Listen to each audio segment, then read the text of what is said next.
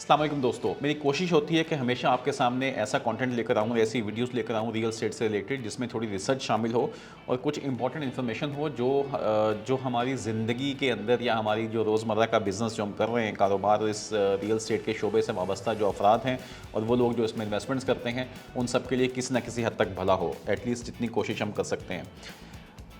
हो ये रहा है कि गुज़िश्ता एक हफ़्ते से, इससे पहले हमने देखा लास्ट वीक के अंदर तो हमने देखा कि मुबीन जमानी साहब के कुछ नोटिफिकेशन जारी हुए। जब केयर टेकर गवर्नमेंट आके बैठी है तो उन्होंने कुछ थोड़ी सी डोरियाँ हिलाई हैं। अब उसमें मुख्तलिफ लोगों की मुख्तलिफ आरा है। कुछ लोग ऐसे हैं जो ये कहा करते हैं इन मौके के ऊपर कि जी ये तो हमेशा से होता है, जैसे ही कोई नया पार्टी आएगी, नई गवर्नमेंट आएगी, वो ऑब्वियसली कुछ ना कुछ सख्ती करेगी। वो इसलिए करेगी कि उसके अपने कुछ मुफादात होंगे, तो एसएचओ चेंज होगा तो ऐसे नया एसएचओ थोड़ी सख्ती करेगा क्राइम कंट्रोल करने के लिए, ताकि उसका अपना कुछ फ़ायदा हो और उसकी अपनी सेटिंग हो, उसके अपने रेट्स बढ़े। एक दूसरी राय ये है कि हमें होप देखनी चाहिए। हो सकता है कि कुछ ना कुछ अच्छा हो जाए, क्योंकि जब शोर मचता है और एक शख्स जो है वो ये कहता है कि मैं ये सब कुछ कर रहा हूँ, तो यकीनन उसमें से वो 10 काम नहीं करेगा लेकिन 4 काम तो कम से कम कर जाएगा। और अगर वो अच्छी बातें कर रहा है तो एटलीस्ट उसको सपोर्ट करना चाहिए। तो मेरे ख्याल में मुबीन जमानी साहब का भी जो उस टाइम पे जो उनका डिसीजन था, जल्दबाजी ज़रूर हम उसे कह सकते हैं, थोड़ा बहुत जल्दी उसमें बातें कर जाते हैं हम लोग, वो हमारी एक कौमी आदत बन चुकी है। लेकिन वो वक्त की ज़रूरत है कि आप चीज़ों को स्ट्रीमलाइन तो करें एटलीस्ट। तो उन्होंने उसके ऊपर वो एक नोटिफिकेशन जारी किया कि तमाम लेआउट्स पे तमाम चीज़ों पर पाबंदी लगा दी। फिर उसके ऊपर बाद में थोड़े बाद 2 दिन बाद उसके ऊपर आ गई वापस से क्लैरिफिकेशन आ गई कि जी इसमें प्राइवेट से वो लोग शामिल नहीं हैं, वो करवा सकते हैं, उन पर पाबंदी अभी नहीं लगी हुई। एक और बहुत बड़ा मामला चल रहा है पस पर्दा इस वक्त, और वो एक जंग हो रही है डिपार्टमेंट्स के अंदर ही। मैं आपको 2-3 उसकी स्टोरी शेयर करने वाला हूँ। ये वीडियो पूरी देखिएगा। सिंध की ज़मीनों में अगर आपको इंटरेस्ट है, आप अगर बिल्डर हैं, आप अगर इन्वेस्टर हैं या आप ब्रोकर हैं, तो आपके लिए ये चीज़ें जानना बहुत ज़रूरी है। स्पेशली जिसने अपनी इन्वेस्टमेंट करनी है, आपका पैसा लगता है, भले आप उस वक्त एज अ बिज़नेस उसको देखें या एज अ रेजिडेंशियल आप उस चीज़ को देख रहे हैं, अपना अपार्टमेंट या घर लेने जा रहे हैं, आपको ज़मीनों के बेसिक मामलात के बारे में आगाही होना बहुत ज़रूरी है। तो सूरत हाल ये है कि यहाँ पे जो केयर टेकर मिनिस्टर आके बैठे हैं इस वक्त, वो फाइनेंस देख रहे हैं। ये बेसिकली ब्यूरोक्रेट हैं। यूनुस डागा साहब बहुत फेमस नाम है। इससे पहले ये FPCCI पे भी थे लास्ट टाइम, अभी कुछ अर्सा पहले। उसके बाद फिर इनका नाम CM के तौर पर सुनने में आ रहा था, केयर टेकर गवर्नमेंट में ये CM बनेंगे। लेकिन इनको मिनिस्ट्रीज़ मिली हैं जी, फाइनेंस की, रेवेन्यू की और प्लानिंग एंड डेवलपमेंट की मिनिस्ट्रीज़ इनके पास मौजूद है। इन्होंने एक इनिशिएटिव लिया है और एक नोटिफिकेशन जारी हुआ है। ये मामलात बहुत चल रहे हैं, कराची के लोग इनसे वाकिफ़ हैं। गुज़िश्ता 10 साल में क्या क्या गेमें हो रही हैं यहाँ पे। नोटिफिकेशन जारी होता है government of Sindh revenue board की तरफ से, और ये जारी होता है 30 अगस्त को। 30 अगस्त का ये नोटिफिकेशन है, जिसमें ये कहा जाता है कि उसमें तो तकरीबन 11 के नाम लिखे हुए हैं, लेकिन टोटल 14 जो ऑफिसर हैं 16वें स्केल के मुख्तियारकार, जो मुख्तियारकार होता है वो 16 स्केल का ये ऑफिसर है। तो भाई इनको ये कहा गया है कि आप लोग जो हैं वो सस्पेंड है विद इमीडिएट इफेक्ट, और हेडक्वार्टर को रिपोर्ट करें और वहाँ से आप लोग काम करें। इनमें जो नाम आ रहे हैं वो जो कुछ पढ़ने में आ रहे हैं, मोहम्मद अनवर साहब हैं, ये सब डिवीज़न बिन कासिम में होते हैं। उसके अलावा एक रियाज़ अहमद साहब हैं जो कि इब्राहिम हैदरी के अंदर हैं, मलीक डिस्ट्रिक्ट में कराची के। अब्दुल जलील ब्रोही साहब हैं, ये सब डिवीज़न गडाब वाले हैं। फिर समीउल्लाह साहब हैं, ये एयरपोर्ट डिस्ट्रिक्ट में। मोहम्मद आसिम मेमन डिस्ट्रिक्ट मलीर के अंदर हैं। उसके बाद फिर ये नीचे गुलशन इकबाल के अंदर एक साहब हैं। फिर उसके बाद गुलजार हिजरी स्कीम 33 के अंदर, फिर कोरंगी के अंदर, फिर डिस्ट्रिक्ट कोरंगी में। ये आपके सामने स्क्रीन पर नज़र भी आ रहा होगा। टोटल कोई 11 के यहाँ पे नाम है, लेकिन 3-4 लोग और शामिल हैं।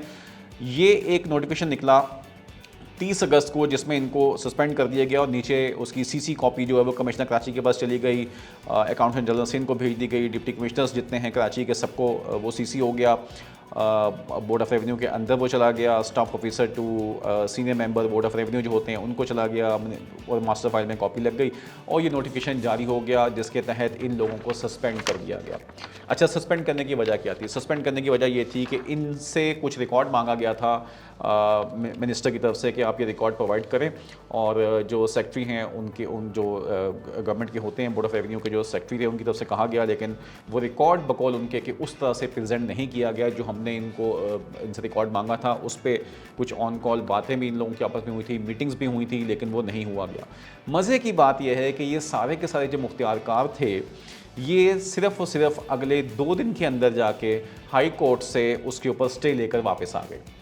सो हाई कोर्ट ने इसके ऊपर स्टे दिया। अब आप वो स्टे देखिए, आपके सामने स्क्रीन पे आ रहा होगा। 2 तारीख को ये स्टे मिला, जिसमें ये कहा गया है कि जी दैट ऑन 25/8/2023 को लेटर लिखा था। 25 तारीख का लेटर है, 25 अगस्त का, by the secretary to government of Sindh land utilisation department and address to all deputy commissioners. Record was requested in respect of allotment and mutation of land with effect from 28/11/2012 till 25/8/2023, यानी कि उस date को जिस दिन letter निकाला गया है उस डेट तक का तमाम रिकॉर्ड मांगा गया है। कब से? 28/11/2012। अब 28/11/2012 ही क्यों? तो ये मैं आपको बताऊंगा कि एक्चुअली मसला क्या है और क्या होने जा रहा है या किस तरफ इशारा कर रही हैं ये डेट्स। जो लोग बिल्डर हज़रात हैं वो तो अच्छी तरह से बखूबी वाकिफ़ होंगे इस चीज़ से। बहरहाल बात यह है कि जी 28/11/2012 से रिकॉर्ड मांगा गया है और जिसमें कहा गया है कि आप ये रिकॉर्ड प्रेजेंट करें। कोर्ट में जब ये चीज़ गई तो कोर्ट ने उसको कहा, वहाँ इन्होंने प्ली ये ली कोर्ट के सामने कि ये तो हमें लेटर जो मिला था वो या तो हमें सेम डेट को मिला, लेट हो गया हमें, या नेक्स्ट वर्किंग डे को हमें मिला है, तो हमने जितना रिकॉर्ड था वो हम दे चुके हैं। 6 पिटिशनर्स उन्होंने ये कहा है कि जी हमने ये रिकॉर्ड जो है वो सबमिट करवा दिया है सेम डेट के अंदर, whereas the remaining 2 petitioners had in fact received the letter। 28 को ही मुझे उनको रिसीव हुआ है उन लोगों को, तो हमने सेम डेट में वो रिकॉर्ड जो है वो दे दिया है। तो माशाल्लाह इतने एफिशिएंट मुख्तियारकार हैं, तो उन्होंने वो रिकॉर्ड सेम डेट में लेटर मिलते साथ ही अपने डिप्टी कमिश्नर्स को वो सबमिट करवा दिए हैं तमाम रिकॉर्ड्स। लेकिन कोर्ट से जाके और जब उनको सस्पेंड किया गया तो उन्होंने महकमाने अपने महकमे के ख़िलाफ़ जाके कोर्ट में अपील की और कोर्ट ने उनको उस पर बहाल कर दिया। उसमें उन्होंने ये कहा कि जी that all records were furnished and there is no question of any non compliance और इन सबॉर्डिनेशन, कि हमने कोई कंप्लायंसेस को हमने वॉयलेट नहीं किया और ये तमाम रिकॉर्ड हमने एज इट इज़ प्रोवाइड कर दिया है। उसके बाद नीचे लिखते हैं इसमें कि टू द इसमें अब ये होगा क्या, होना ये है जी कि इसकी जो नई पेशी की डेट डली है जिसमें एडवोकेट जो जनरल सिंध होते हैं उनको कॉल किया गया है। रिस्पोंडेंट्स उसमें कौन कौन होंगे, ऑब्वियसली ये जो जिनकी तरफ से नोटिस निकला था ये लोग शामिल होंगे सारे उसमें। डिप्टी कमिश्नर्स होंगे और उसमें बोर्ड ऑफ रेवेन्यू के सेक्रेटरी होंगे, बोर्ड ऑफ रेवेन्यू के जो मिनिस्टर हैं वो होंगे रेवेन्यू के। 27/9/2023 को इनसे वो मांगा गया है कि आपको तब तक ये सब चीज़ें सस्पेंड हैं, आपका जो नोटिफिकेशन निकाला था आपने वो कोर्ट ने सस्पेंड कर दिया, तमाम मुख्तियारकार अपनी जगह पे बहाल हैं और आप इसके ऊपर काम कीजिए। और ये स्टे लेके बड़ी हंसी खुशी ये वापस आ गए वहाँ से। अब होता क्या है कि 2 तारीख को कोर्ट इनको स्टे देती है और 3 तारीख को उससे अगले ही दिन दोबारा से महकमा एक्टिव होता है, उसके ऊपर लैंड यूटिलाइजेशन डिपार्टमेंट एक्टिव होता है, बोर्ड ऑफ रेवेन्यू का। अब वो कहते क्या हैं इसमें, उन्होंने 14 स्क्रीन पर देख रहे होंगे 14 लोग हैं, 11 वही हैं जो इसमें शामिल थे। उसके नीचे मुख्तियारकार मॉडल कॉलोनी भी शामिल कर दिया, मुख्तियारकार सिंध शाह मुरीद के जो डिस्ट्रिक्ट है वो भी शामिल हो गया और मुख्तियारकार K28 डिस्ट्रिक्ट वेस्ट कराची वो भी इसमें शामिल हो गए सारे। तो ये बेसिकली जितनी भी स्कीमें हैं, स्कीम 33, स्कीम 45, 42, उसके तमाम ये लोग इसमें शामिल हैं मुख्तियारकार इनके। और ये दोबारा लेटर निकलता है 3 तारीख को कोर्ट के स्टे के 1 दिन के बाद। ये भी आप स्क्रीन पे देख रहे होंगे। इसका अगर आप सब्जेक्ट पढ़ेंगे तो आपको पूरा केस समझ आ जाएगा। वो ये कह रहे हैं कि mutations made in violation of supreme court order dated 28/11/2012। 28 नवंबर 2012 को सुप्रीम कोर्ट ऑफ पाकिस्तान ने एक जजमेंट दी थी, एक बैन इम्पोज किया था जिसमें तमाम चीज़ें रोकी थी। वो क्या था जी, imposing ban on allotments, provisions of record of rights mutated on the basis of allotment orders purported to be issued by Land Utilization Department with effect from 28/11/2012 till to date। ये दोबारा से ये उसका सब्जेक्ट बनाया गया और ये letter निकला जिसमें ये कहा गया कि यू सबमिटेड अनसेटिस्फैक्ट्री। ये कोर्ट के ऑर्डर के ऊपर ये लेटर निकाला गया है, उसके बाद अगले दिन निकला है, तो उसी हवाले से इस पर बात हो रही है कि you submitted unsatisfactory rather dubious reports which were not in consonance with the prescribe proforma which was provided to you. अच्छा, परफॉर्मा भी इनको प्रोवाइड किया गया था, आप स्क्रीन पे देख रहे होंगे, लेकिन उसको इन्होंने फुलफिल नहीं किया। Therefore you are deemed to have committed non compliance on a very sensitive issue which involve state interest. Obviously state land की बात हो रही है क्योंकि जितनी भी लैंड्स पे मुख्तियारकारों ने काम उतारे हैं माशाल्लाह गुज़िश्ता 10-11 साल के अंदर, 2012 के फैसले के बाद से 2023 की हम बात कर रहे हैं, तो 10-11 साल का जो टाइम है वो सारी की सारी लैंड जो थी वो स्टेट लैंड है। स्टेट लैंड को बेसिकली हम लोग लोकल ज़ुबान में यहाँ पर नाकलास ज़मीन कहते हैं। तो ये जो नाकलास ज़मीन है उसके ऊपर जो कार्रवाइयाँ हुई हैं उसके ख़िलाफ़, क्योंकि सुप्रीम कोर्ट ऑफ पाकिस्तान ने अपने फ़ैसले के अंदर इन सबको रोका हुआ था। इसको देख लेते हैं। आखिर में कहा गया कि वह directed to submit report recording the entries of allotments made after ban of honourable Supreme Court के 28/11/2012 के फैसले के बाद आपके जो एंट्रियां आप लोगों ने डाली हैं वो तमाम एंट्रियां आप वहां पे प्रेजेंट करें। You all were failed to submit the reports, proper and exact reports. Even they were reminded on the phone and directed by the concerned deputy commissioners. इन ये जो तमाम मुख्तियारकार हैं उनको कॉल्स भी की गई डिप्टी कमिश्नर्स की तरफ से और उनको हदायत जारी की गई कि आप इस फॉर्मेट में इस तरीके से एग्जैक्ट और प्रॉपर रिपोर्ट्स हमें प्रोवाइड करें तमाम लैंड रिकॉर्ड की जो आपने पिछले 10 साल में काम किया. लेकिन वो कहते हैं ना, किसी ने कहा था कि जी किसी डिप्टी कमिश्नर से कोई गरीब औरत बेचारी खुश हुई अम्मा, तो उसने ये दुआ दी थी कि जा पुत्र अल्लाह तेनों पटवारी लगा दे. तो ये जो पटवारी और मुख्तियारकार टप्पेदार का जो पूरा जो चेन है, ये इतनी माशाल्लाह मजबूत है और इतनी ताकतवर हैं. वो डिप्टी कमिश्नर्स के ऑर्डर्स या उनके सेक्रेटरी या तमाम जो लोग हैं उनकी उसके बावजूद भी अभी तक रिकॉर्ड वहाँ से नहीं निकला. The honourable minister was pleased to order to place you all under suspension and directed for disciplinary action under the removal from service Sindh ordinance. अब ये चीज़ डली गई मिनिस्टर ऑफ ये जो हैं आपके रेवेन्यू के, वो कौन है जी? वो इस वक्त हैं यूनुस दागा साहब, एक ब्यूरोक्रेट हैं, इससे पहले फाइनेंस सेक्रेटरी रह चुके हैं पाकिस्तान के और बड़ी अहम पोजीशंस पे रहे हैं. बाइसन गेट के ऑफिसर, वहाँ से निकल के फिर वो इसके साथ चैम्बर के साथ वाबस्ता हो गए और अच्छे लिखने वाले हैं, कॉलम्स हम उनके अक्सर पढ़ते रहते हैं मुख्तलिफ जगहों पे उनकी तरफ से. और वो इस वक्त चूँकि बैठे हुए हैं 2-3 मिनिस्ट्रीज़ के अंदर, तो बड़े स्ट्रिक्ट वो एक्शन ले रहे हैं. और उनको ये कहा गया कि भाई आपके साथ एक मीटिंग भी की गई है जो कि इन तमाम डिप्टी कमिश्नर्स ने और तमाम जो इनके सीनियर्स थे उनकी एक मीटिंग हुई थी मुख्तियारकारों के साथ कि आप ये रिकॉर्ड प्रोवाइड करें 31/8/2023 को. You were informed of the deficiencies, misreporting, hiding of facts and flaws in reports submitted by you, and once again you were directed to submit a detailed comprehensive report as soon as possible. ये उनको कहा गया लेकिन उन्होंने नहीं किया. इसके बाद उनको सस्पेंड किया गया. अब उन्होंने ये कहा है कि जी वो कोर्ट ने चूँकि कर दिया, लेकिन उस पर अब उन्होंने लिखा क्या है कि keeping the above facts in view as well as the restoration of your services back to the same position vide order noted जो 2/9 को आया है हाई कोर्ट का. उसके बाद you are hereby once again directed to furnish the stipulated detailed report as directed in letter dated 25 August 2023 of this office. यानी कि board of revenue की तरफ से आपको लैंड यूटिलाइजेशन डिपार्टमेंट की तरफ से आपको जो लेटर लिखा गया था 25 अगस्त को, आप दोबारा से उस पर बैठें और उस रिपोर्ट के ऊपर काम करें और वो रिपोर्ट हमें दोबारा से प्रेजेंट करें with full disclosure of the fact. So जितने भी अब औजारी बात है उनको पता है कि भाई इतना कुछ हुआ हुआ है कराची के अंदर इस पूरे टाइम के ऊपर, कहाँ कहाँ खाते बैठे हुए हैं, कहाँ कहाँ पोल्ट्री लैंड पे काम हुआ हुआ है, कहाँ कहाँ 30 साल ज़मीन के साथ क्या कुछ हुआ हुआ है. तो वो सब चीज़ें जो हैं वो अब किस तरह से वो प्रोवाइड करेंगे, वो क्या करेंगे. लेकिन अब उन्होंने ये कहा है कि it is reiterated that the issue of allotment regularization of precious state land during the ban period imposed by the Honorable Supreme Court of Pakistan is highly sensitive in nature and pertains to vital state interest. Hence this office is committed and determined to follow. बहुत अच्छी बात है अगर इतनी सख्ती के साथ ये उसको करने के लिए जा रहे हैं. और दोबारा उनको इस पे जो टाइम दिया गया, आप नीचे जाके पढ़िएगा तो जो एंड पे लाइन लिखी हुई है वो ये है कि जी you are once again directed to ensure submission of the required reports within इन 2 days विदाउट फेल. सो ये लेटर उनको मिला है. इसकी डेट आपके सामने आ रही है 3 तारीख को ये लेटर था. 2 दिन से ऊपर टाइम गुजर चुका है. आज 6 तारीख है जब आपके सामने ये वीडियो रिकॉर्ड हो रही है. आई होप कि इस पर कोई अपडेट आएगी तो कल आपसे वापस शेयर करेंगे. ये शरीफ शेख साहब हैं, सेक्रेटरी हैं लैंड यूटिलाइजेशन डिपार्टमेंट के, उनकी तरफ से ये लेटर गया है. बेसिकली 28 नवंबर 2012 को सुप्रीम कोर्ट ऑफ पाकिस्तान ने बैन लगाया था आपकी म्यूटेशंस पे, अलॉटमेंट्स पे, लीज पे, सरकारी लैंड के जो टाइटल हैं उसके कन्वर्जन्स के ऊपर आप नहीं कर सकते उस पर काम. इस पे स्टेट लैंड की जो के ऊपर ये पूरा एक बैन लगा हुआ है. लगा क्यों था? हम सबको मालूम है कि जब बेनज़ीर भुट्टो का जो वाक़या हुआ था उसके बाद सिंध के अंदर ज़मीनों के रिकॉर्ड जलाए गए थे. वो केसेस चले थे. सुप्रीम कोर्ट ऑफ पाकिस्तान ने उनकी हेयरिंग के दौरान ये कहा कि आप तमाम रिकॉर्ड्स को डिजिटलाइज़ करें, कंप्यूटराइज़ करें तमाम रिकॉर्ड्स को और सिंध की ज़मीनों को सीधा करें.